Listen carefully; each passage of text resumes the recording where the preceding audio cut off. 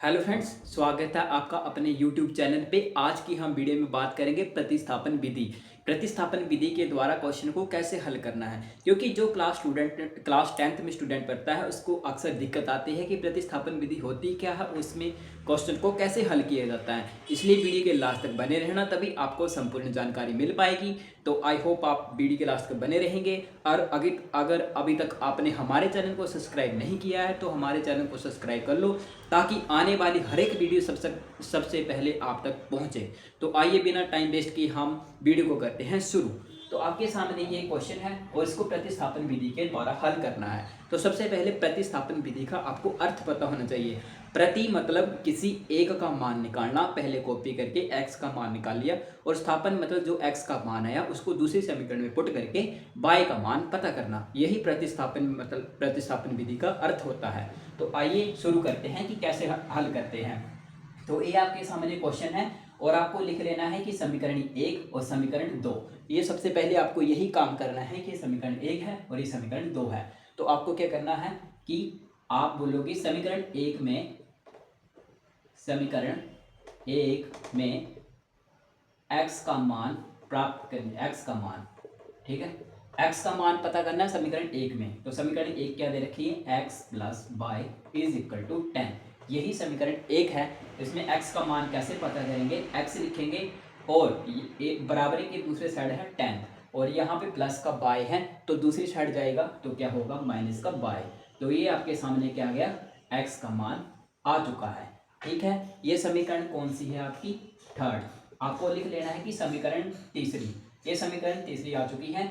अब आपको क्या करना होगा कि स्थापन प्रति, ये तो अपनी प्रति कर दिया और उसके बाद आपको स्थापन, यानी कि स्थापन मतलब दूसरे समीकरण में आपको पुट कर देना है।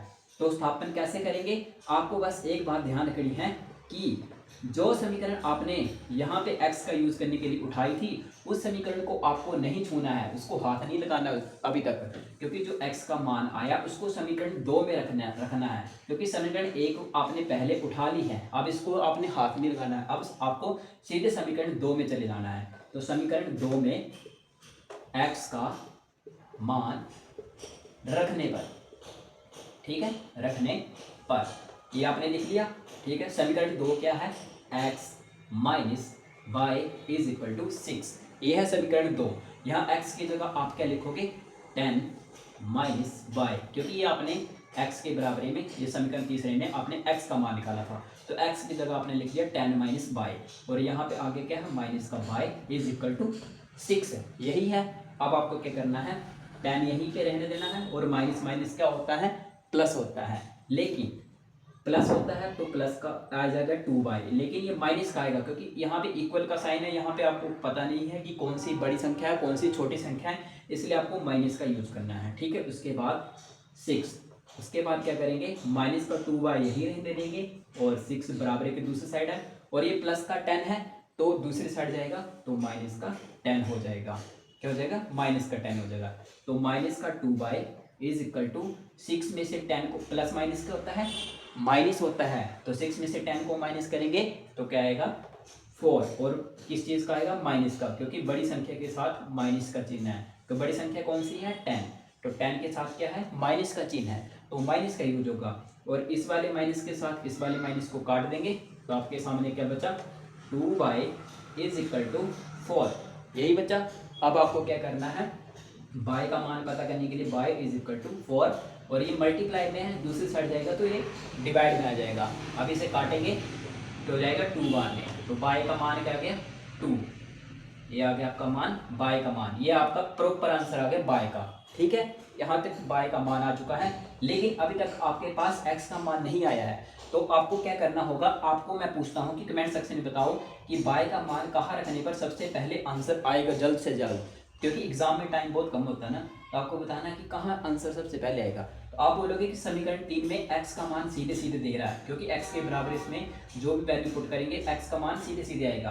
तो आप बोलोगे समीकरण समीकरण 3 में y का मान रखने पर, आप खुद लिख लेना पूरा, मैं लिख रहा हूँ अभी, समीकरण 3 में y का मान रखने पर। तो समीकरण 3 क्या है, x is equal to 10 minus y, ठीक है, और x इज इक्वल टू 10 और माइनस बाई की जगह क्या लिखेंगे, जो बाई का मान आया 2, ठीक है, तो 2 लिख दिया और x इज इक्वल टू क्या आ गया 8, 10 में से 2 गया 8।